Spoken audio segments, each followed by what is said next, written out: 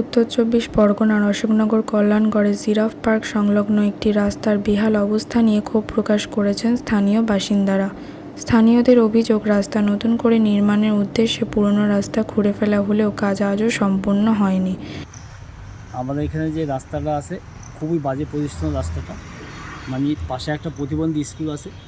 হ্যাঁ, স্কুলে বাচ্চারা এখানে রাস্তায় এসে খেলাধুলা করে, এপার থেকে ওপার আসা যাওয়া করে। পাশে একটা পার্ক আছে, বাচ্চারা খেলাধুলা করে, কিন্তু রাস্তাটা এই কারেন্টের জন্য মাটি খোলা হয়, আবার সেটাকে গর্ত করা হয়, এবার সেটা পুরোপুরি ক্লিয়ার করা হয় না।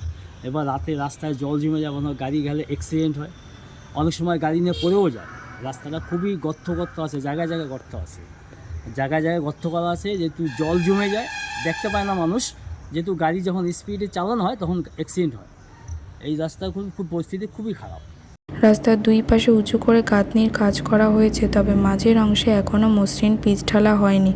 বর্তমানে রাস্তার উপর খোয়া মাটি এবং অসমতল অংশ পড়ে থাকায় সাধারণ মানুষের চলাচলে প্রতিনিয়ত সমস্যা হচ্ছে। বিশেষ করে বৃষ্টির সময় পরিস্থিতি আরও খারাপ হয়ে ওঠে।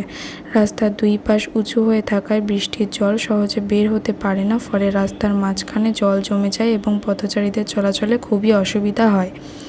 স্থানীয় বাসিন্দাদের দাবি, দীর্ঘদিন ধরে অসম্পূর্ণ অবস্থায় পড়ে থাকা এই রাস্তার কাজ দ্রুত শেষ করে দেয়া হোক, যাতে সাধারণ মানুষের যাতায়াতের সমস্যা দূর হয়।